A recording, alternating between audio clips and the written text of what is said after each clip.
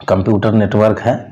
तो आज जो हम लोग जो भी टॉपिक देखेंगे वो कंप्यूटर नेटवर्क से देखेंगे, जो किस तरह के टॉपिक बनते हैं, और उन सारे टॉपिकों को हम लोग समझ के आगे बढ़ेंगे ताकि एग्ज़ाम में दिक्कत ना हो। ठीक है, अगर आप कंप्यूटर पर आधारित कोई सा भी एग्ज़ाम की तैयारी कर रहे हैं तो आप लोगों के एग्ज़ाम के दृष्टिकोण से ये चैप्टर काफ़ी महत्वपूर्ण होने वाला है। ठीक है, तो चलिए बिना देरी किए हुए शुरू करते हैं हम लोग आज के इस चैप्टर को।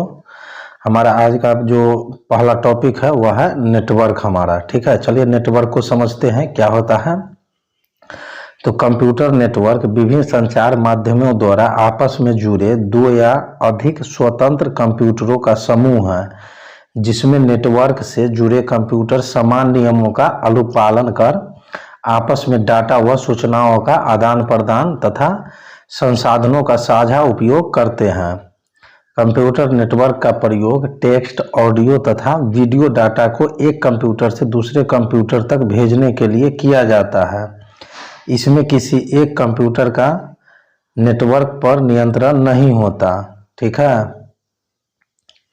चलिए आगे बढ़ते हैं।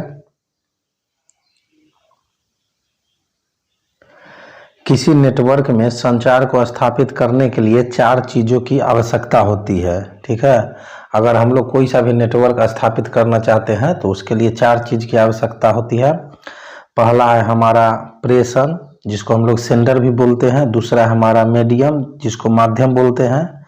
तीसरा हमारा रिसीवर है, जिसको प्राप्तकर्ता बोलते हैं। और चौथा हमारा है प्रोटोकॉल, जिसको हम लोग भेजने और प्राप्त करने की कार्यविधि बोलते हैं। ठीक है, तो ये थे हमारे नेटवर्क को संचार स्थापित करने के लिए इन चारों चीज़ों की आवश्यकता हमें पड़ती है। ठीक है, चलिए नेटवर्क के बेनिफिट देखते हैं हम लोग। जो बेनिफिट ऑफ नेटवर्क क्या होता है, तो सबसे पहला जो बेनिफिट है वह है विभिन्न कंप्यूटर द्वारा आपस में सूचनाओं का आदान प्रदान। ठीक है, दूसरा जो बेनिफिट है वह है डाटा, सूचना और महंगे उपकरणों का साझा उपयोग।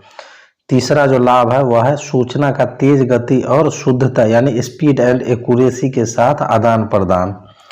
और चौथा जो है लाभ वह है कम खर्च में डाटा का आदान प्रदान। ठीक है, तो ये थे हमारे 4 नेटवर्क के लाभ। ठीक है, चलिए प्रोटोकॉल के बारे में हम लोग समझते हैं। प्रोटोकॉल क्या होता है, तो नेटवर्क पर विभिन्न कंप्यूटरों द्वारा संचार स्थापित करने तथा डाटा स्थानांतरण को सुविधाजनक करने के लिए बनाए गए नियमों और प्रक्रियाओं यानी रूल्स एंड प्रोसीड्यूर्स का समूह प्रोटोकॉल कहलाता है।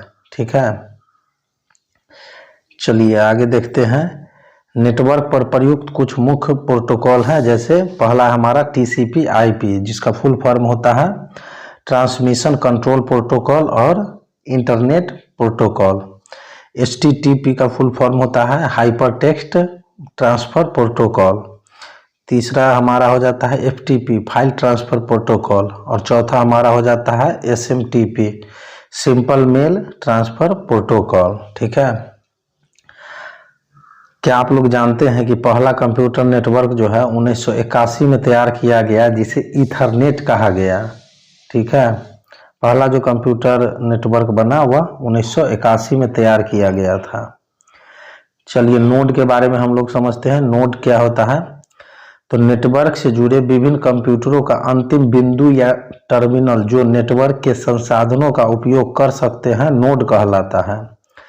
प्रत्येक नोड एक प्रेषण तथा प्राप्तकर्ता दोनों की तरह कार्य करता है। ठीक है, चलिए सर्वर के बारे में समझते हैं। सर्वर क्या होता है, तो नेटवर्क की किसी एक नोड को संचार व्यवस्था बनाए रखने तथा साझा संसाधनों के उपयोग को नियंत्रित करने की जिम्मेदारी सौंपी जाती है, जिसे हम लोग सर्वर कहते हैं। ठीक है, यह नेटवर्क से जुड़े प्रत्येक कंप्यूटर को विभिन्न सेवाएं प्रदान करता है। चलिए हमारा अगला जो टॉपिक है वह है संचार की विधियां। ठीक है, यानी कि मेथड्स ऑफ कम्युनिकेशन। तो देखते हैं मेथड ऑफ कम्युनिकेशन क्या क्या है। पहला हमारा है सिंप्लेक्स विधि। ठीक है, यानी कि सिंप्लेक्स मेथड। तो डाटा व सूचनाओं का एक ही दिशा में संचारण होता है। इसमें सूचना प्राप्त होना सुनिश्चित नहीं होता, ठीक है, जैसे रेडियो का प्रसारण, कंप्यूटर और कीबोर्ड के बीच का संचार आदि, ठीक है। चलिए हमारा अगला जो टॉपिक है वह है अर्ध डुप्लेक्स। इसको समझते हैं, ये क्या होता है हमारा अर्ध डुप्लेक्स, ठीक है, हाफ डुप्लेक्स मेथड। तो इसमें सूचनाओं का संचारण दोनों दिशाओं में किया जा सकता है, पर एक बार में एक ही दिशा में सूचनाएं जा सकती है, जैसे टेलीफोन पर आवाज का आदान प्रदान। इसके लिए 2 तार की आवश्यकता पड़ती है, ठीक है। पूर्ण डुप्लेक्स विधि के बारे में समझते हैं, ठीक है, जिसको हम लोग फुल डुप्लेक्स मेथड बोलते हैं। तो सूचना तथा डाटा को दोनों दिशाओं में एक साथ प्रेषित किया जा सकता है, इसमें तार की जरूरत पड़ती है, ठीक है। चलिए बैंडविड्थ के बारे में जानते हैं। जो बैंडविड्थ क्या होता है, डाटा के संचारण के समय माध्यम में उपलब्ध उच्चतम और निम्नतम आवृत्ति यानी कि हायर एंड लोअर फ्रीक्वेंसी की सीमा बैंडविड्थ कहलाती है, ठीक है। बैंडविड्थ जितना अधिक होगा डाटा का संचारण उतना ही तीव्र होगा। इस प्रकार बैंडविड्थ का आशय संचार माध्यम की सूचना वहन करने की क्षमता से होता है। एनालॉग सिग्नल के लिए बैंडविड्थ को हर्ट्ज यानी कि एचजेड में मापा जाता है, ठीक है। कंप्यूटर नेटवर्क के लिए जो है बैंडविड्थ का तात्पर्य संचार माध्यम पर डाटा स्थानांतरण की गति यानी डाटा ट्रांसफर रेट से होता है। इसे बिट प्रति सेकेंड में मापा जाता है, जिसे बॉड भी कहते हैं। आजकल बैंडविड्थ यानी एमबीपीएस यानी मेगा बिट्स पर सेकेंड या जीबीपीएस गीगा बिट्स पर सेकेंड में मापते हैं। 1 मेगाबिट 1 मिलियन या 10 लाख बिट के बराबर होता है, ठीक है। चलिए बॉड के बारे में जानते हैं। यह डाटा संचारण की गति को मापने की इकाई है। इसे बिट प्रति सेकेंड भी कहा जाता है, ठीक है। चलिए ब्रॉडबैंड के बारे में हम लोग समझते हैं, वो क्या होता है। काफी महत्वपूर्ण टॉपिक है ये हमारा ब्रॉडबैंड। तो वह संचार माध्यम जिसमें डाटा स्थानांतरण के लिए विशाल बैंडविड्थ वाला सिग्नल उपलब्ध होता है ब्रॉडबैंड कहलाता है, ठीक है। जिसमें विशाल बैंडविड्थ वाला सिग्नल उपलब्ध रहता है वही हमारा ब्रॉडबैंड कहलाता है। इसमें डाटा स्थानांतरण की गति तेज होती है तथा एक ही संचार माध्यम पर एक से अधिक चैनल के डाटा स्थानांतरित किए जा सकते हैं। डीएसएल यानी digital subscriber link cable TV तथा ऑप्टिकल फाइबर बैंड ब्रॉडबैंड सेवा उपलब्ध कराते हैं, ठीक है। ट्राई जो है हमारा TRAI जिसको हम लोग फुल फॉर्म में बोलते हैं telecom regulatory authority of India ने 512 किलोबिट प्रति सेकेंड यानी KBPS में से अधिक क्षमता वाले संचार माध्यमों को ब्रॉडबैंड की संज्ञा दी है, ठीक है। चलिए बेसबैंड के बारे में समझते हैं। बेसबैंड क्या होता है, तो वह संचार माध्यम जिसमें डाटा स्थानांतरण के लिए कम बैंडविड्थ उपलब्ध होता है बेसबैंड कहलाता है। इसमें किसी डाटा के स्थानांतरण के लिए माध्यम के संपूर्ण बैंडविड्थ का प्रयोग किया जाता है। इसे नैरो बैंड भी कहा जाता है, ठीक है। चलिए संचार के माध्यम को हम लोग समझते हैं, मीडियम ऑफ कम्युनिकेशन। तो डाटा और सूचनाओं के संचार के लिए महत्वपूर्ण माध्यम है। सबसे पहला जो माध्यम है वह है युग्म तार, जिसको हम लोग इंग्लिश में ट्विस्टेड पेयर केबल बोलते हैं। दूसरा हमारा है कोएक्सियल केबल, जिसको हम लोग कोएक्सियल केबल कहते हैं। तीसरा हमारा है प्रकाशीय तंतु, जिसको इंग्लिश में हम लोग ऑप्टिकल फाइबर केबल बोलते हैं। चौथा हमारा है माइक्रोवेव। पांचवा हमारा है संचार उपग्रह, जिसको हम लोग कम्युनिकेशन सैटेलाइट बोलते हैं। और छठा हमारा है इथरनेट केबल, ठीक है। ये सभी संचार के माध्यम हैं। चलिए युग्म तार के बारे में हम लोग समझते हैं। युग्म तार क्या होता है, ट्विस्टेड पेयर केबल। तो इसमें तांबे के 2 तार होते हैं जिन पर प्लास्टिक या टेलीफोन कुचालकों की परत रहती है, ठीक है। ये तार आपस में लिपटे रहते हैं और संतुलित माध्यम बनाते हैं। जिससे केबल में शोर यानी कि नॉइस में कमी आती है।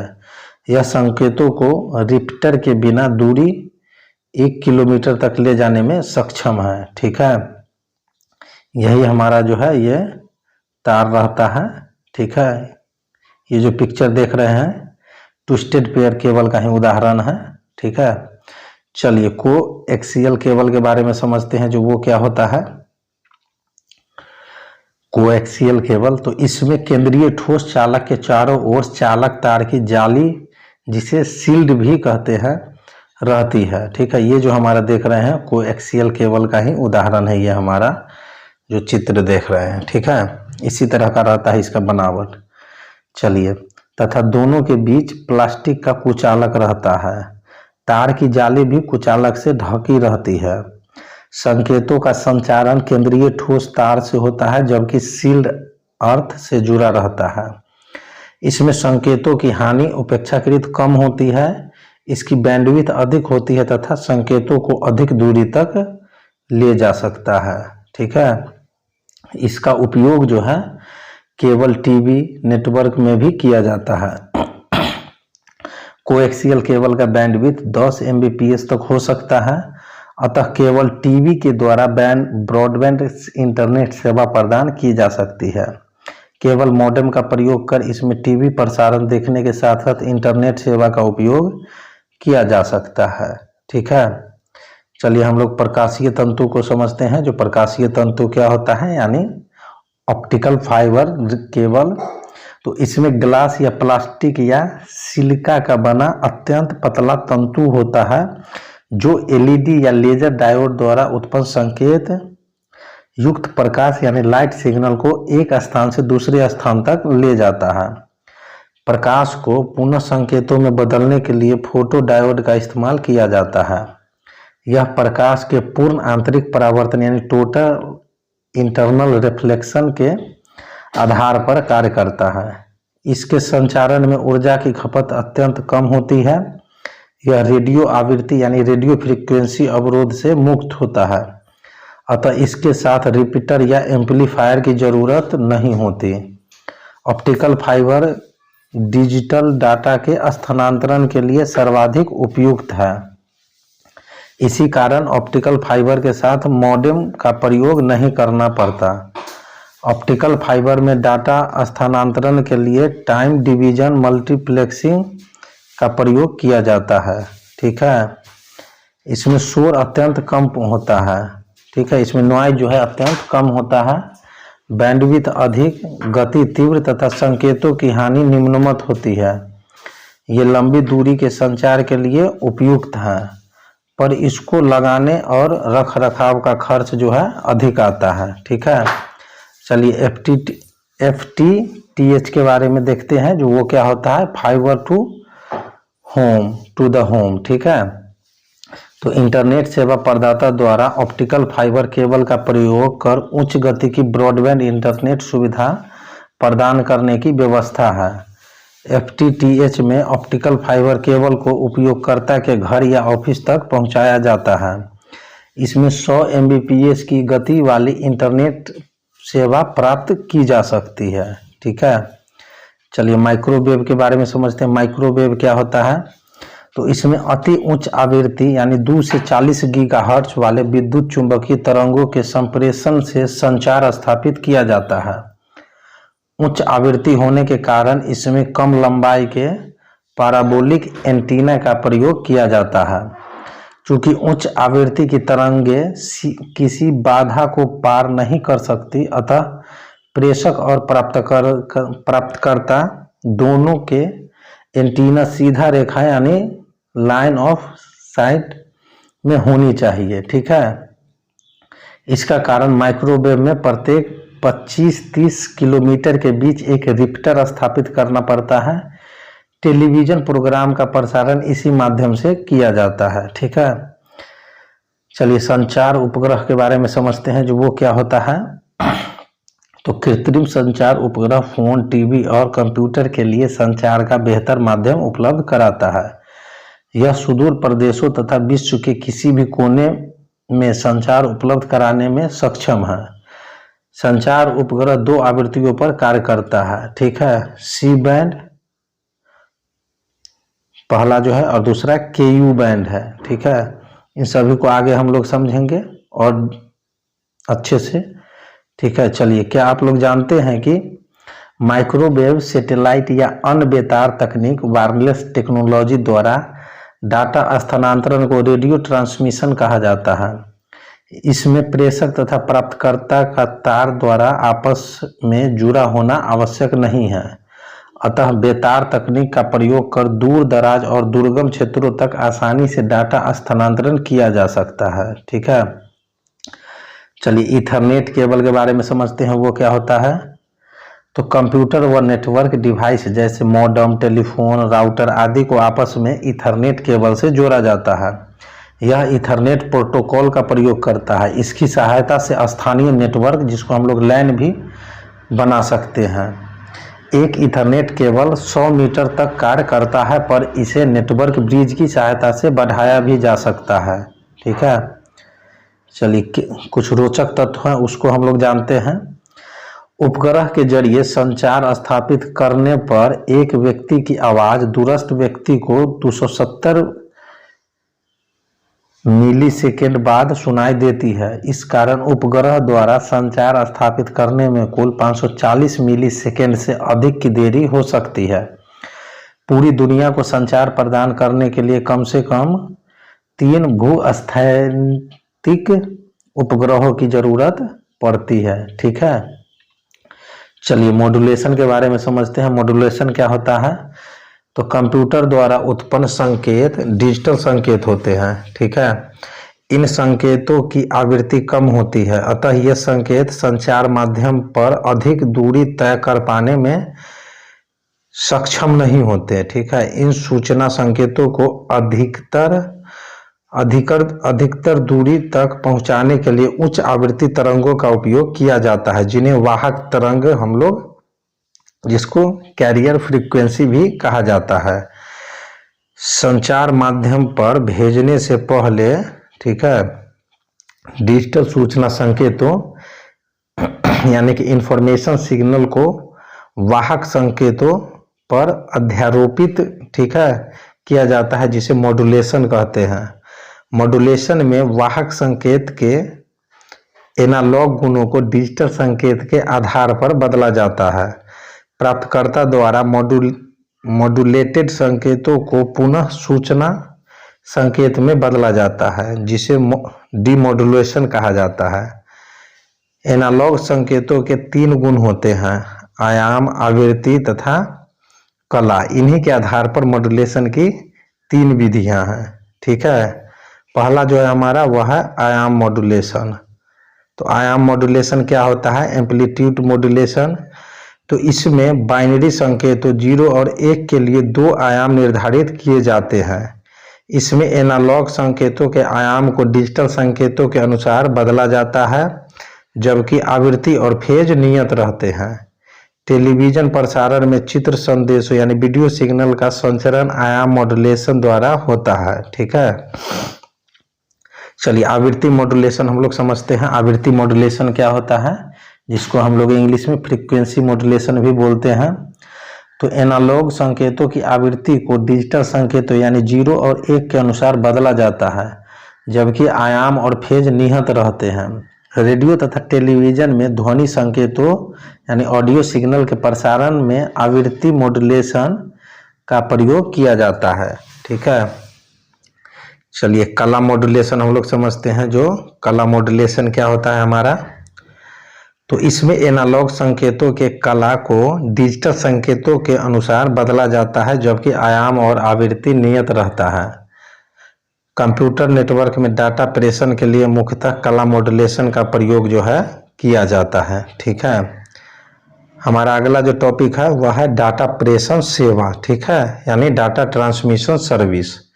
चलिए, इसको समझते हैं। डाटा ट्रांसमिशन सर्विस को पहला जो हमारा है वह है डायल अप लाइन। चलिए, डायल अप लाइन समझते हैं जो क्या होता है।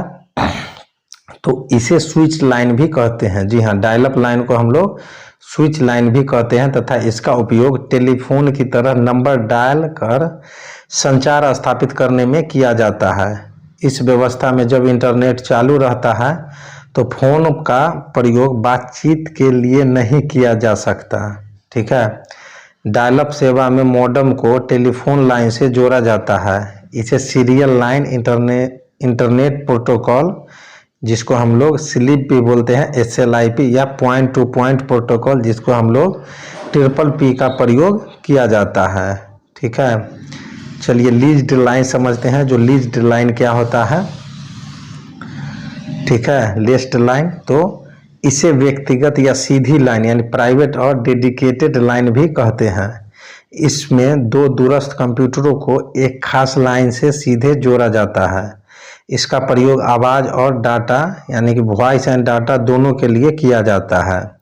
इस सेवा का मूल्य लाइन की क्षमता, जिसे बॉड या BPS में मापते हैं, और दूरी पर निर्भर करता है। इसका प्रयोग सामान्यतः बड़ी संस्थाओं द्वारा अधिक मात्रा में डाटा स्थानांतरण के लिए किया जाता है। लोकल एरिया नेटवर्क, जिसको हम लोग LAN भी कहते हैं, इसमें कंप्यूटर आपस में लीज्ड या डेडिकेटेड लाइन द्वारा ही जोड़े जाते हैं। ठीक है। चलिए आगे बढ़ते हैं। हमारा अगला जो टॉपिक है वो है ISDN। ठीक है। जिसका फुल फॉर्म होता है इंटीग्रेटेड सर्विस, ठीक है, डिजिटल नेटवर्क। तो यह डिजिटल टेलीफोन व डाटा हस्तांतरण सेवा प्रदान करता है। ठीक है। चूँकि डाटा हस्तांतरण डिजिटल रूप में होता है, इसलिए इसमें मॉडेम की ज़रूरत नहीं रहती तथा शोर भी नगण्य होता है। इसमें डाटा व आवाज़ यानी वॉइस के लिए अलग अलग चैनल का प्रयोग किया जाता है। अतः इंटरनेट से जुड़े होने के बावजूद फ़ोन पर सामान्य रूप से बात की जा सकती है। ISDN डायल अप लाइन का विकसित रूप है। यह एक टेलीफोन लाइन है जिसमें 64 kbps के 2 चैनल कुल 128 kbps होते हैं।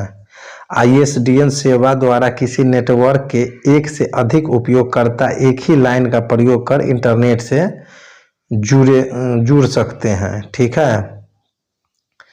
चलिए इसको समझते हैं अब हम लोग। जो GSM क्या होता है, global system for mobile communication, ये क्या होता है। तो यह मोबाइल फ़ोन के संचालन के लिए सर्वाधिक प्रचलित मानक है, जिसमें बिना फ़ोन बदले अंतर्राष्ट्रीय रोमिंग यानी कि इंटरनेशनल रोमिंग सुविधा प्रदान की जाती है। शॉर्ट मैसेज सर्विस यानी SMS के जरिए कम खर्च में छोटे टेक्स्ट आधारित संदेश भेजने का प्रारंभ GSM मानक द्वारा ही किया गया है। ठीक है। ये जो हम लोग SMS भेजते हैं, ये सभी जो है GSM मानक द्वारा ही किया गया है। ठीक है। सब्सक्राइबर आइडेंटिटी मॉड्यूल कार्ड एक इलेक्ट्रॉनिक चिप है जो GSM तकनीक से जुड़े मोबाइल फ़ोन पर प्रत्येक उपभोक्ता यानी सब्सक्राइबर की एक अलग पहचान स्थापित करता है। सिम कार्ड को फ़ोन, टैबलेट या कंप्यूटर से जोड़कर वायरलेस संचार स्थापित किया जा सकता है। ठीक है। चलिए CDM के बारे में समझते हैं। जो CDM ये क्या होता है, जिसका फुल फॉर्म होता है कोड डिवीज़न मल्टीपल एक्सेस। ठीक है। तो यह तीसरी पीढ़ी यानी थर्ड जनरेशन, जिसको हम लोग 3G भी कहते हैं, मानक पर आधारित तकनीक है जिसका प्रयोग मोबाइल फ़ोन संचालन में किया जाता है। ठीक है। चलिए डिजिटल सब्सक्राइबर लिंक के बारे में हम लोग जानते हैं। जो डिजिटल सब्सक्राइबर लिंक क्या होता है, तो इसमें टेलीफोन लाइनों का प्रयोग डिजिटल डाटा ट्रांसमिशन में किया जाता है। इसमें कंप्यूटर सदा नेटवर्क से जुड़ा रहता है, अतः संपर्क स्थापित करने के लिए डायल करने की ज़रूरत नहीं पड़ती। इसमें नेटवर्क से जुड़ने के लिए DSL मॉडेम का प्रयोग किया जाता है। इसमें एक साथ डाटा और आवाज़ दोनों को टेलीफोन लाइन पर भेजा जा सकता है।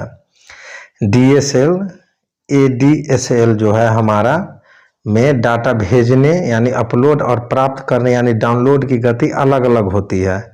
दूसरी तरफ SDSL, ठीक है, में डाटा भेजने और प्राप्त करने की गति एक समान होती है। ठीक है।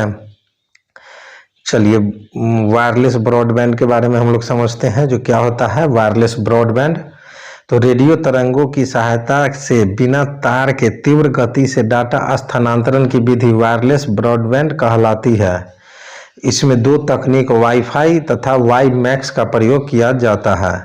वाईफाई तकनीक द्वारा कंप्यूटर, लैपटॉप, टैबलेट या स्मार्टफोन आदि को वायरलेस एक्सेस पॉइंट, जिसको हम लोग शॉर्ट में वैप या वाईफाई हॉटस्पॉट के जरिए कंप्यूटर नेटवर्क से जोड़ा जाता है। इसमें जो है 2.4 गीगाहर्ट्ज या 5 गीगाहर्ट्ज आवृत्ति की तरंगों का प्रयोग किया जाता है। इसमें वाईफाई हॉटस्पॉट ठीक है से 100 मीटर की दूरी तक इंटरनेट से जुड़ा जा सकता है। इसे वायरलेस लोकल एरिया नेटवर्क भी कहा जाता है। वाई मैक्स यानी world wide interoperability for microwave access 50 kilometre की दूरी तक तीव्र गति की वायरलेस इंटरनेट सेवा प्रदान करता है। इसका प्रयोग अलग अलग स्थानों पर स्थित वाईफाई हॉटस्पॉट को वायरलेस तकनीक द्वारा आपस में जोड़कर वायरलेस नेटवर्क बनाने के लिए किया जाता है। वाई मैक्स तकनीक द्वारा वायरलेस मेट्रोपॉलिटन एरिया नेटवर्क का निर्माण किया जाता है। ठीक है, सेल्यूलर फोन का प्रयोग कर भी कंप्यूटर को इंटरनेट से जोड़कर वायरलेस नेटवर्क की स्थापना की जा सकती है। ठीक है, क्या आप जानते हैं कि नोटबुक, नेटबुक तथा टैबलेट आदि में मोबाइल सिम डालने के लिए स्थान बना रहता है, जिसका प्रयोग कर सेल्यूलर टेलीफोन सेवा द्वारा नेटवर्क से जुड़ा जा सकता है तथा इंटरनेट का प्रयोग किया जा सकता है। ठीक है, चलिए सिंक्रोनस तथा असिंक्रोनस संचार के बारे में हम लोग जानते हैं जो वो क्या होता है। तो डाटा स्थानांतरण की वह विधि जिसमें संकेतों को भेजने से पहले प्रेषक और प्राप्तकर्ता के बीच समन्वय आवश्यक है, सिंक्रोनस ट्रांसमिशन कहलाता है। टेलीफोन पर आवाज़ का आदान प्रदान जो है इसका उदाहरण है। असिंक्रोनस ट्रांसमिशन विधि में डाटा स्थानांतरण के दौरान प्रेषक तथा प्राप्तकर्ता के बीच समन्वय स्थापित किया जाना आवश्यक नहीं होता, बल्कि प्राप्तकर्ता डाटा प्राप्त करने के लिए हमेशा तैयार रहता है। कंप्यूटर नेटवर्क में डाटा स्थानांतरण के लिए अधिकांशतः इसी विधि का प्रयोग किया जाता है। ठीक है, चलिए मल्टीप्लेक्सिंग के बारे में हम लोग समझते हैं। मल्टीप्लेक्सिंग क्या होता है? तो एक ही संचार माध्यम पर भिन्न भिन्न डाटा संकेतों को सफलतापूर्वक भेजना मल्टीप्लेक्सिंग कहलाता है। इसमें दो या अधिक डिवाइस डाटा भेजने और प्राप्त करने के लिए एक ही संचार माध्यम का साझा उपयोग करते हैं। किसी संचार माध्यम पर सामान्यतः एक बार में एक ही संकेत भेजा जा सकता है, लेकिन इसमें संचार माध्यम का बेहतर उपयोग संभव नहीं हो पाता। मल्टीप्लेक्सिंग तकनीक द्वारा भिन्न भिन्न डाटा संकेतों को मिलाकर एक वाहक संकेत ठीक है बनाया जाता है, जिसे संचार माध्यम पर भेजा जाता है। दूरस्थ स्थान पर एक डाटा संकेतों को अलग अलग कर सही प्राप्तकर्ता तक पहुंचाया जाता है, जिसे डीमल्टीप्लेक्सिंग कहते हैं। ठीक है, चलिए स्विचिंग तकनीक के बारे में समझते हैं। जो स्विचिंग तकनीक क्या होता है? स्विचिंग टेक्निक तो नेटवर्क से जुड़े सभी कंप्यूटर उपलब्ध संचार माध्यमों का साझा उपयोग करते हैं। इसके लिए स्विचिंग तकनीक का प्रयोग किया जाता है। सामान्यतः स्विचिंग के लिए 3 प्रकार के तकनीकों का प्रयोग किया जाता है। ठीक है, पहला जो है हमारा सर्किट स्विचिंग। ठीक है, सर्किट स्विचिंग क्या होता है? तो इस तकनीक में डाटा स्थानांतरण से पहले उपयोगकर्ता के बीच जो है सीधा संपर्क स्थापित किया जाता है। डाटा स्थानांतरण समाप्त होने तक संचार माध्यम दोनों उपयोगकर्ता द्वारा व्यस्त रहता है तथा इसका उपयोग किसी अन्य के द्वारा नहीं किया जा सकता। इसे पॉइंट टू पॉइंट कम्युनिकेशन कहते हैं। टेलीफोन पर बातचीत सर्किट स्विचिंग का उदाहरण है। ठीक है, चलिए मैसेज स्विचिंग के बारे में जानते हैं। मैसेज स्विचिंग क्या होता है? तो इसमें स्टोर एंड फॉरवर्ड तकनीक का प्रयोग किया जाता है। किसी कंप्यूटर द्वारा भेजा गया संदेश नेटवर्क नोड में स्टोर कर लिया जाता है। जब भी संचार माध्यम खाली होता है, संदेश यानी मैसेज को अगले नोड तक पहुंचा दिया जाता है।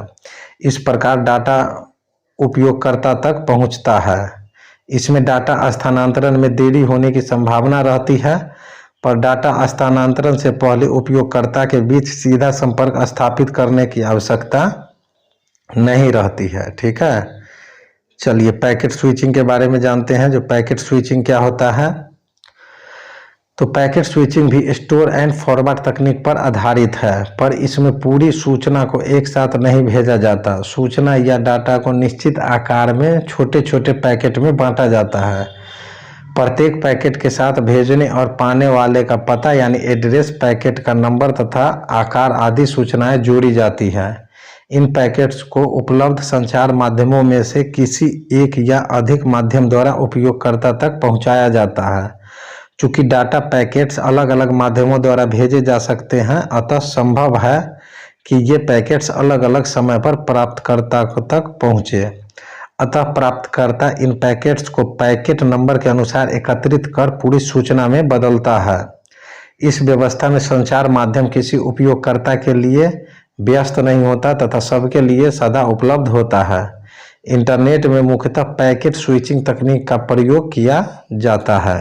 ठीक है, चलिए कंप्यूटर नेटवर्क का वर्गीकरण समझते हैं। जो कंप्यूटर नेटवर्क का वर्गीकरण किस तरह से हुआ है, तो पहला जो हमारा है वह है लोकल एरिया नेटवर्क, जिसको हम लोग लैन भी बोलते हैं। ठीक है, तो एक निश्चित और छोटे भौगोलिक क्षेत्र लगभग 1 से 10 किलोमीटर में आपस में जुड़े कंप्यूटर का जाल जो है वह लोकल एरिया नेटवर्क कहलाता है।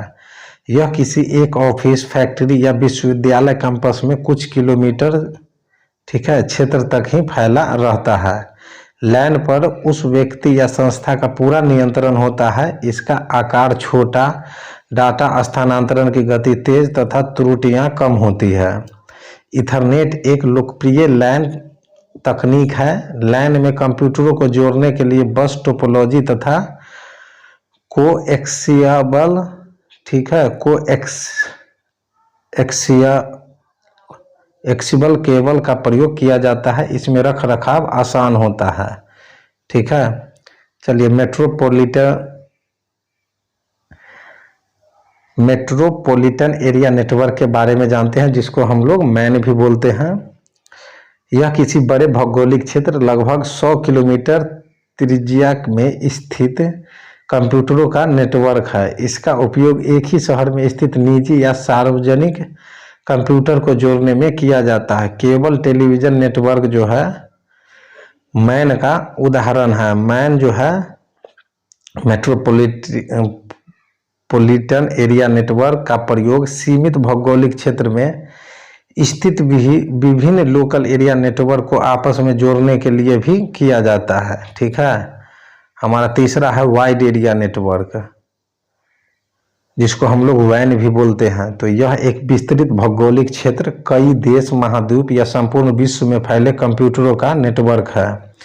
इसमें कंप्यूटरों को सार्वजनिक टेलीफोन, लीज टेलीफोन लाइन, प्रकाशीय तंतु यानी फाइबर ऑप्टिक केबल या कृत्रिम संचार उपग्रह द्वारा आपस में जोड़ा जाता है। इसमें गति कम रहती है तथा त्रुटियों की संभावना अधिक रहती है। इसे लॉन्ग हॉल नेटवर्क भी कहा जाता है। इंटरनेट भी वैन का एक उदाहरण है, जो संसार का सबसे बड़ा वैन है। कंप्यूटर मेंटेनेंस कॉरपोरेशन यानी सीएमसी द्वारा विकसित इंडोनेट भारत में वैन का एक अच्छा उदाहरण है। ठीक है, चलिए पर्सनल एरिया नेटवर्क के बारे में जानते हैं, जो क्या होता है, जिसको हम लोग पैन भी बोलते हैं। तो किसी व्यक्ति या संस्था के अधिकार क्षेत्र में के भीतर कुछ दूर यानी 10 मीटर से 100 मीटर तक कंप्यूटर का अपने ही उपकरणों से स्थापित संचार पर्सनल एरिया नेटवर्क कहलाता है। इसका प्रयोग कर कंप्यूटर को इंटरनेट से भी जोड़ा जा सकता है। यदि इन कंप्यूटरों को जोड़ने के लिए वायरलेस तकनीक का प्रयोग किया जाता है तो इसे वायरलेस पर्सनल एरिया नेटवर्क कहा जाता है। ठीक है, चलिए कैंपस एरिया नेटवर्क समझते हैं, जो वो क्या होता है। तो किसी स्कूल, कॉलेज, यूनिवर्सिटी, संस्था या किसी अन्य बड़े कैंपस के भीतर स्थित कंप्यूटरों का network campus area network can कहलाता है। ठीक है, इसमें उसी क्षेत्र के भीतर स्थित कई लैन को भी आपस में जोड़ा जाता है। कैंपस एरिया नेटवर्क का दायरा 1 से 5 किलोमीटर तक हो सकता है। ठीक है, चलिए वायरलेस लैन क्या होता है उसको समझते हैं। तो वायरलेस तकनीक का प्रयोग कर बिना तार के एक छोटे भौगोलिक क्षेत्र में स्थापित कंप्यूटरों का नेटवर्क वायरलेस लैन कहलाता है। इसमें कंप्यूटर या अन्य उपकरणों को तार से जोड़ने की जरूरत नहीं पड़ती तथा सीमित क्षेत्र में गतिशील होने की आज़ादी रहती है। वायरलेस लैन के लिए वाईफाई तकनीक का प्रयोग प्रमुखता से किया जाता है। वायरलेस लैन को इंटरनेट से जोड़कर गतिमान रहते हुए इंटरनेट का प्रयोग किया जा सकता है। इसके लिए वायरलेस नेटवर्क इंटरफेस कार्ड, जिसको हम लोग WNIC भी बोलते हैं, का प्रयोग किया जाता है, जिसके साथ लगा एंटीना डाटा स्थानांतरित करता है। ठीक है। चलिए ईथरनेट के बारे में जानते हैं। जो ईथरनेट क्या होता है, तो यह लैन में प्रयोग किया जाने वाला लोकप्रिय प्रोटोकॉल है। इसमें विभिन्न कंप्यूटरों को आपस में तथा नेटवर्क के साथ तार का प्रयोग कर जोड़ा जाता है। ईथरनेट का विकास बॉब मेटकॉफ द्वारा 1973 में किया गया था। ठीक है जी हाँ, आप लोग के एग्जाम में इस तरह के प्रश्न पूछे जा सकते हैं। जो ईथरनेट का जो विकास है किसने किया था, तो बॉब मेटकॉफ ने। और कब किया था, तो 1973 में किया था। ठीक है। चलिए आगे बढ़ते हैं। भारत सरकार द्वारा स्थापित कंप्यूटर नेटवर्क, चलिए इसको हम लोग समझते हैं। जो computer network by government of India, तो हमारा इसमें पहला जो है वह है राष्ट्रीय सूचना विज्ञान केंद्र नेटवर्क। ठीक है, जिसको हम लोग नेशनल इंफॉर्मेटिक्स सेंटर नेटवर्क भी कहते हैं। यह भारत सरकार के इलेक्ट्रॉनिक तथा सूचना प्रौद्योगिकी विभाग के अधीन राष्ट्रीय सूचना विज्ञान केंद्र द्वारा विकसित नेटवर्क है। ठीक है, इसे निकनेट भी कहा जाता है। ठीक है, निकनेट द्वारा भारत भर के सभी राज्य मुख्यालयों तथा जिला मुख्यालयों को आपस में जोड़ा गया है। यह भारत सरकार के लिए नेशनल बैकबोन का निर्माण करता है तथा ई गवर्नमेंट में सहयोग करता है। यह भारत सरकार के सभी वेबसाइटों के विकास व प्रबंधन का कार्य करता है। ठीक है। चलिए आगे देखते हैं। राष्ट्रीय ज्ञान संजाल क्या होता है, नेशनल नॉलेज नेटवर्क। तो यह नेटवर्क भारत भर के सभी शैक्षणिक तथा ज्ञान आधारित संस्थाओं को उच्च गति क्षमता यानी 1 Gbps से अधिक वाले संचार माध्यमों द्वारा आपस में जोड़ता है। यह भारत के लिए नॉलेज बैकबोन का निर्माण करता है। ठीक है। चलिए अगला हमारा तीसरा जो है वह देखते हैं। राज्य वाइड एरिया नेटवर्क यानी स्टेट वाइड एरिया नेटवर्क क्या होता है, तो इसे स्वान भी कहा जाता है। ठीक है, यह इसको स्वान इसलिए कहा जाता है क्योंकि इसका फुल फॉर्म होता है स्टेट वाइड एरिया नेटवर्क। ठीक है, भारत सरकार द्वारा ई गवर्नेंस प्लान के तहत स्थापित एक बैकबोन नेटवर्क है, जिसमें सभी राज्यों व केंद्र शासित प्रदेशों के मुख्यालय को जिला मुख्यालय होते हुए ब्लॉक स्तर तक उच्च गति क्षमता वाले संचार माध्यमों से जोड़ा गया है। इसमें संचार माध्यमों के लिए 2 Mbps का न्यूनतम बैंडविड्थ निर्धारित है। ठीक है। चलिए शैक्षणिक एवं अनुसंधान नेटवर्क के बारे में समझते हैं, एजुकेशनल एंड रिसर्च नेटवर्क के बारे में। तो इसे ईथरनेट भी कहा जाता है। ठीक है, यह दूर संचार व सूचना प्रौद्योगिकी मंत्रालय भारत सरकार द्वारा स्थापित कंप्यूटर नेटवर्क है, जो देश भर के प्रमुख शैक्षणिक व अनुसंधान संस्थानों को आपस में जोड़ता है। ईथरनेट को भारत में सर्वप्रथम सीमित अर्थों में इंटरनेट सेवा प्रदान करने का श्रेय जाता है। ठीक है। चलिए आगे बढ़ते हैं। क्या आप जानते हैं कि ARPANET जो है, ठीक है, विश्व का पहला वैन है जिसे अमेरिकी रक्षा विभाग के लिए विकसित किया गया था। ठीक है, आप लोग के एग्जाम में प्रश्न पूछे जा सकते हैं, जो अमेरिका रक्षा विभाग के लिए कौन सा वैन विकसित किया गया था। ठीक है, तो हम लोग को वहाँ सही आंसर देना होगा ARPANET। ठीक है, ईरनेट जो है, ईरनेट हमारा भारत में शिक्षा के लिए स्थापित वैन है। ठीक है, निकनेट जो है भारत के प्रत्येक जिले को जोड़ने वाला नेटवर्क है। ठीक है, और स्विफ्ट जो है वह अंतर्राष्ट्रीय स्तर पर बैंकों को जोड़ने वाला वैन है। ठीक है, चलिए नेटवर्क टोपोलॉजी के बारे में जानते हैं हम लोग। जो नेटवर्क टोपोलॉजी क्या होता है, तो नेटवर्क टोपोलॉजी नेटवर्क के विभिन्न नोड या टर्मिनल्स को आपस में जोड़ने का तरीका है। यह नेटवर्क की भौतिक संरचना को बताता है। ठीक है, मुख्य नेटवर्क टोपोलॉजी है स्टार टोपोलॉजी, बस topology, ring topology, tree topology और मेश टोपोलॉजी। चलिए इन सभी को एक एक करके बारी बारी से समझते हैं। जो स्टार टोपोलॉजी क्या होता है, तो स्टार टोपोलॉजी जो है उसका स्ट्रक्चर जो हमारा ये दिख रहे हैं आप लोग पिक्चर में, इसी तरह का इसका स्ट्रक्चर होता है। चलिए इसको समझते हैं। तो इसमें किसी एक नोड को होस्ट नोड या केंद्रीय हब का दर्जा दिया जाता है। अन्य कंप्यूटर या नोड आपस में सीधा संपर्क न करके होस्ट कंप्यूटर द्वारा संपर्क स्थापित करते हैं।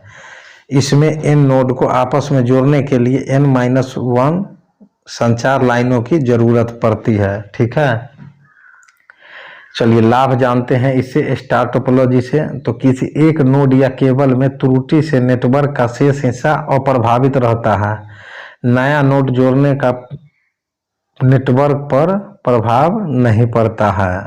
ठीक है, इसी तरह का रहता है इसका डिस्प्ले, बीच में एक हब रहता है और बाकी सारे काम करने वाले सिस्टम जुड़े रहते हैं। ठीक है, चलिए इससे कुछ हानि भी है। तो केंद्रीय हब में त्रुटि आने पर पूरा नेटवर्क जो है प्रभावित होता है। यानी ये हब जो है हमारा ये दिख रहा है, यहाँ अगर कुछ समस्या आता है तो इसमें इन सभी में प्रॉब्लम आना शुरू हो जाएगा। ठीक है, चलिए बस टोपोलॉजी को हम लोग समझते हैं। बस टोपोलॉजी क्या होता है, तो इसमें एक केबल जिसे ट्रांसमिशन लाइन कहा जाता है के जरिए सारे नोड जुड़े होते हैं। जैसा कि आप लोग देख सकते हैं पिक्चर में, ये हमारा लाइन है, इसी से सारे सिस्टम जुड़े हुए हैं दोनों तरफ। ठीक है, ये बस की तरह है, जैसे बस में पैसेंजर दोनों तरफ सीट पर बैठते हैं और बीच से रास्ता होता है, उसी तरह का कुछ इसका डिजाइन किया गया है। ठीक है, बस टोपोलॉजी का।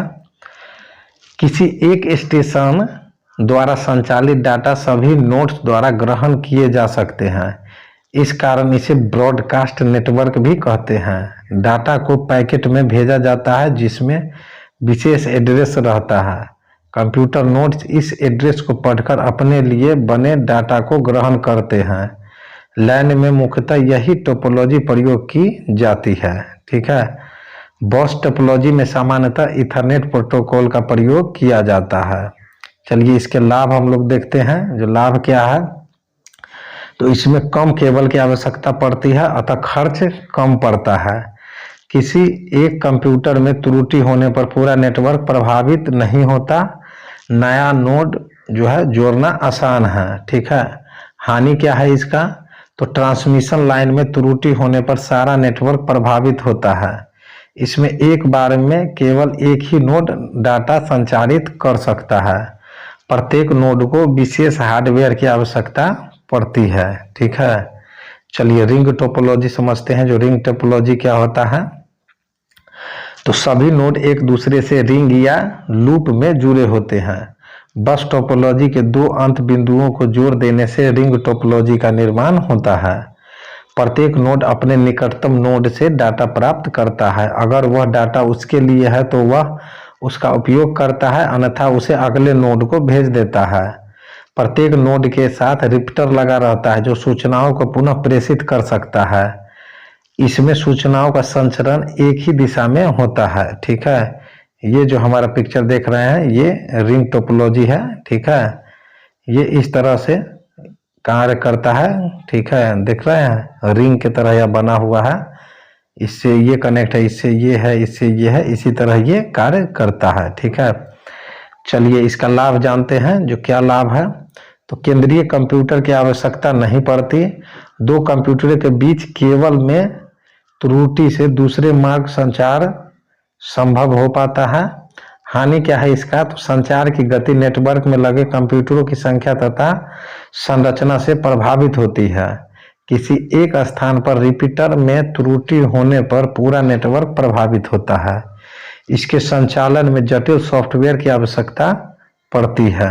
ठीक है, मेश टोपोलॉजी को हम लोग समझते हैं। जो मेश टोपोलॉजी क्या होता है, तो इस टोपोलॉजी में जो है प्रत्येक नोड डाटा स्थानांतरण करता है तथा डाटा संचार में सहायक होता है।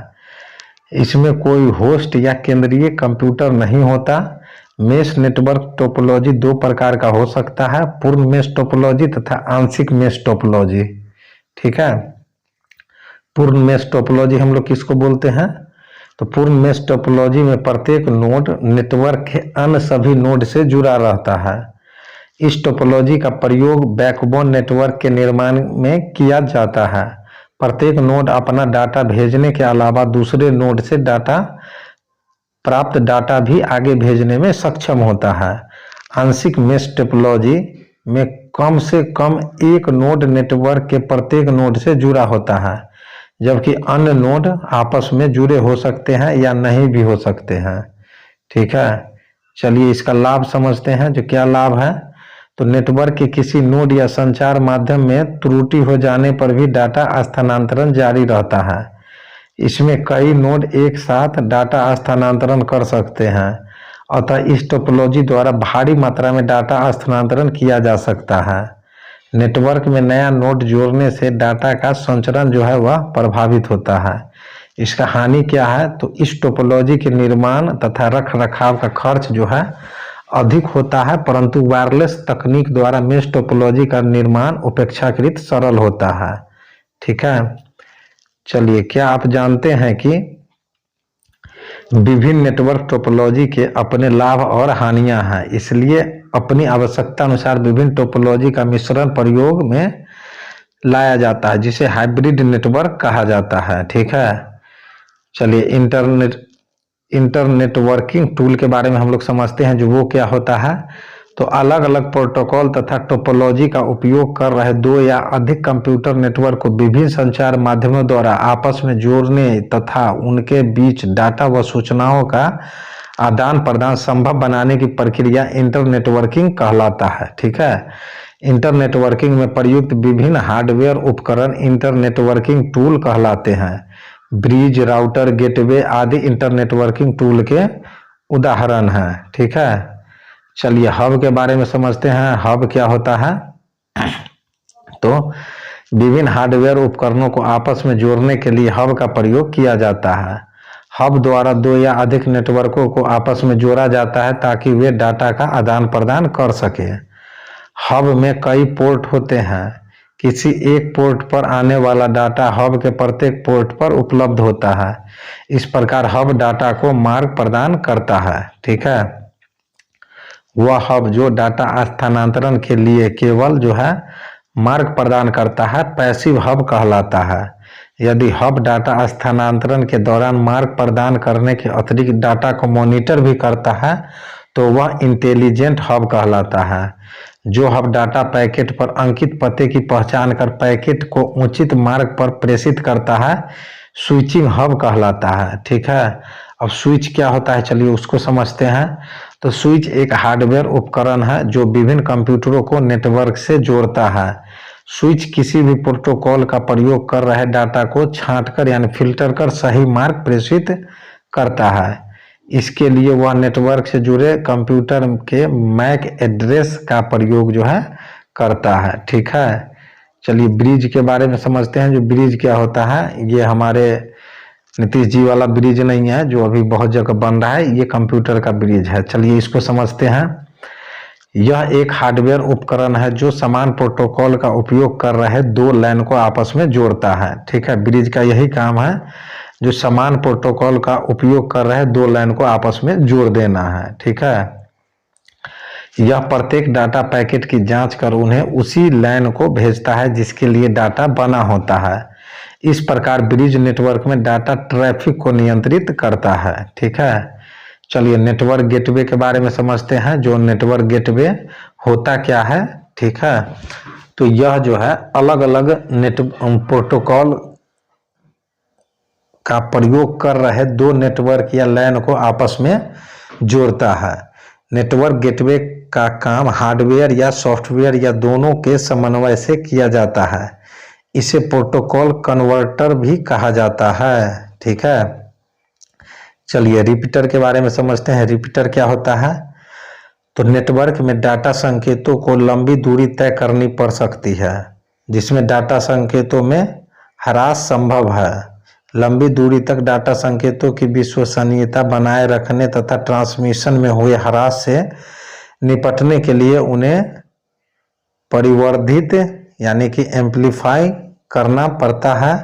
रिपीटर एक हार्डवेयर है जो संचार माध्यम से डाटा संकेत लेकर उन्हें परिवर्तित करता है तथा पुनः संचार माध्यम पर भेजता है। इस प्रकार रिपीटर नेटवर्क के दो भागों को आपस में जो है जोड़ता है। ठीक है, चलिए राउटर क्या होता है उसको समझते हैं। जो राउटर क्या है, तो इंटरनेट पर डाटा संकेतों को पैकेट बनाकर एक स्थान से दूसरे स्थान तक भेजा जाता है।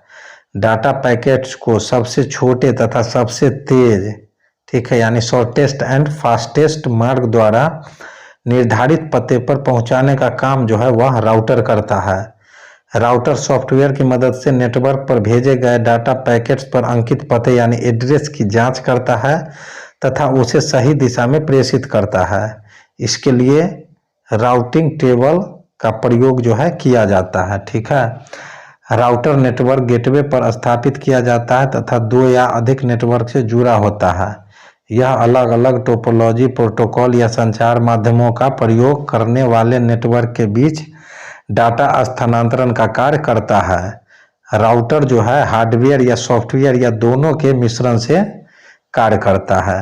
ठीक है, नेटवर्क इंटरफेस कार्ड के बारे में समझते हैं, जिसको हम लोग NIC भी बोलते हैं, नेटवर्क इंटरफेस कार्ड। तो नेटवर्क इंटरफेस कार्ड जो है प्रिंटेड सर्किट बोर्ड में बना हार्डवेयर डिवाइस है जिसे कंप्यूटर के एक्सपेंशन स्लॉट में लगाया जाता है। इसमें नेटवर्क केबल जोड़ने के लिए जैक बना होता है। यह कंप्यूटर तथा नेटवर्क के बीच संपर्क स्थापित करता है। नेटवर्क इंटरफेस कार्ड को LAN भी कहा जाता है। ठीक है, अलग अलग नेटवर्क टोपोलॉजी तथा प्रोटोकॉल के लिए नेटवर्क इंटरफेस कार्ड भी अलग अलग होता है। प्रत्येक नेटवर्क इंटरफेस कार्ड का एक विशेष मैक एड्रेस, ठीक है, जिसको हम लोग मीडिया एक्सेस कंट्रोल एड्रेस बोलते हैं, वो होता है, जो कार्ड के निर्माता कंपनी द्वारा दिया जाता है। नेटवर्क से जुड़ा प्रत्येक नोड अपने मैक एड्रेस से ही पहचाना जाता है। ठीक है, चलिए बैकबोन नेटवर्क हमारा क्या होता है, चलिए उसको समझते हैं। जो बैकबोन नेटवर्क क्या होता है, काफ़ी महत्वपूर्ण टॉपिक है बैकबोन नेटवर्क। तो बैकबोन कंप्यूटर नेटवर्क संरचना का मुख्य संचार माध्यम होता है। बैकबोन नेटवर्क विभिन्न कंप्यूटर नेटवर्क को आपस में जोड़ता है तथा उनके बीच डाटा स्थानांतरण के लिए मार्ग उपलब्ध कराता है। विभिन्न लाइन को उस क्षेत्र के वैन से बैकबोन ही जोड़ता है। यह विशाल क्षमता, अधिक बैंडविड्थ, हाई बैंडविड्थ तथा अत्यंत उच्च गति, वेरी हाई स्पीड वाला संचार माध्यम होता है। बैकबोन नेटवर्क का मुख्य बस होता है। ठीक है, जिसे डाटा का सुपर हाईवे भी कहा जाता है। चलिए मॉडेम के बारे में समझते हैं। मॉडेम क्या होता है, तो चित्र में जो यह दिख रहा है ये हमारा मॉडेम कुछ इसी तरह का इसका स्ट्रक्चर रहता है। इसमें एक एंटीना लगा रहता है। चलिए इसके बारे में समझते हैं। ठीक है, मॉडेम का जो फुल फॉर्म है वह है मॉड्यूलेटर डीमॉड्यूलेटर। ठीक है, मॉडेम टेलीफोन लाइन के माध्यम से कंप्यूटर को नेटवर्क से जोड़ता है। सामान्य टेलीफोन लाइन पर केवल एनालॉग संकेत भेजा जा सकता है, जबकि कंप्यूटर डिजिटल डाटा उत्पन्न करता है। मॉडेम कंप्यूटर द्वारा उत्पन्न डिजिटल डाटा को एनालॉग डाटा में बदलता है, जिसे टेलीफोन लाइन पर भेजा जाता है। दूसरी तरफ टेलीफोन लाइन पर प्राप्त एनालॉग डाटा को मॉडेम द्वारा डिजिटल डाटा में बदलकर कंप्यूटर के उपयोग के लायक बनाया जाता है। ठीक है, डिजिटल डाटा को एनालॉग डाटा में बदलना मॉड्यूलेशन कहलाता है, जबकि एनालॉग डाटा को डिजिटल डाटा में बदलना डीमॉड्यूलेशन कहलाता है।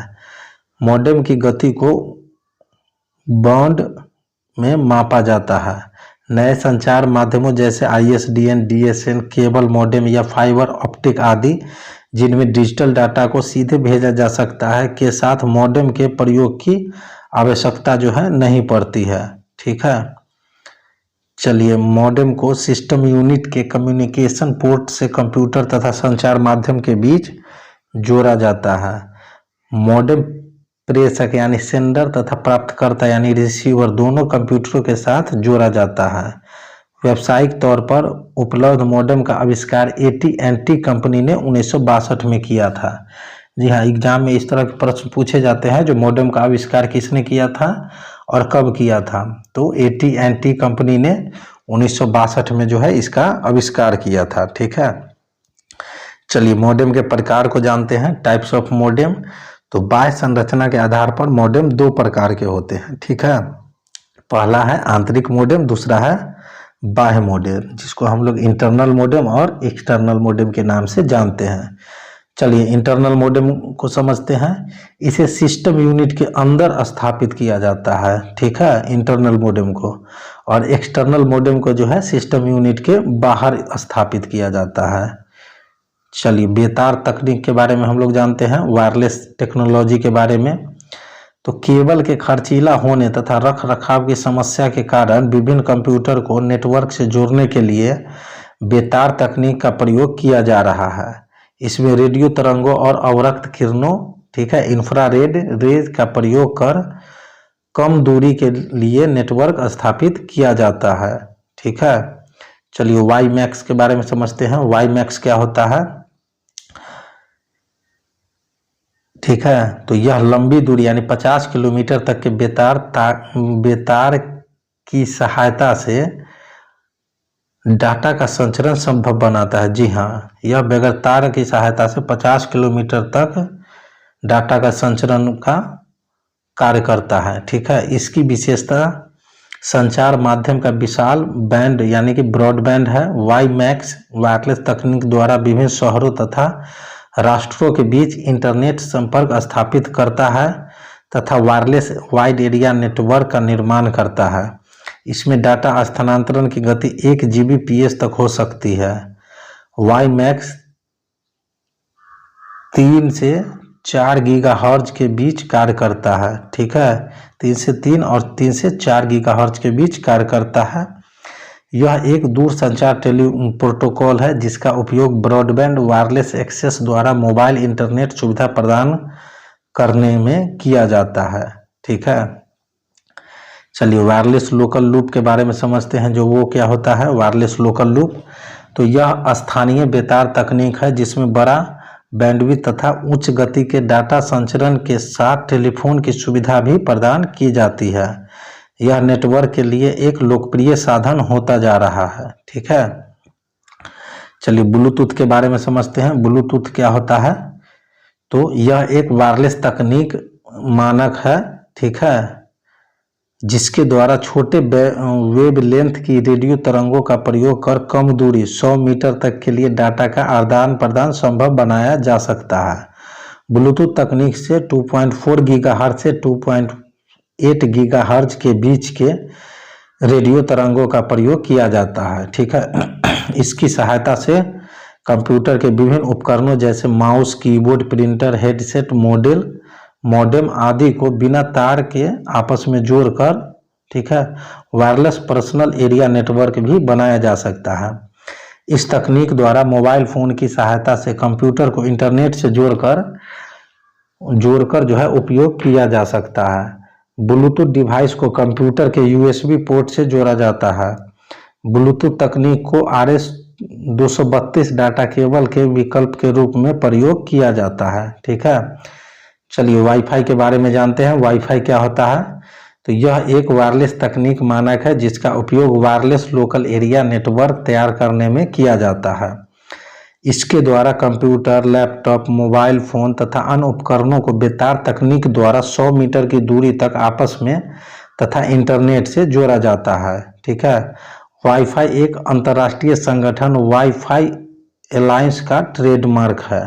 ठीक है, वायरलेस एक्सेस पॉइंट के बारे में समझते हैं। जो वो क्या होता है?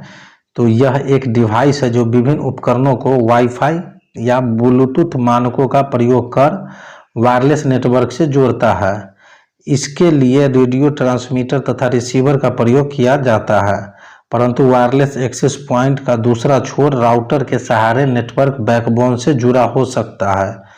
वायरलेस एक्सेस पॉइंट को हॉट स्पॉट भी कहा जाता है। हॉट स्पॉट वह स्थान है जहां से वायरलेस नेटवर्क द्वारा इंटरनेट सेवाएं प्रदान की जाती है। ठीक है, चलिए, क्या आप जानते हैं कि 4th generation wireless broadband mobile तकनीक उच्च गति से संचार प्रदान करने वाला तकनीकी मानक है।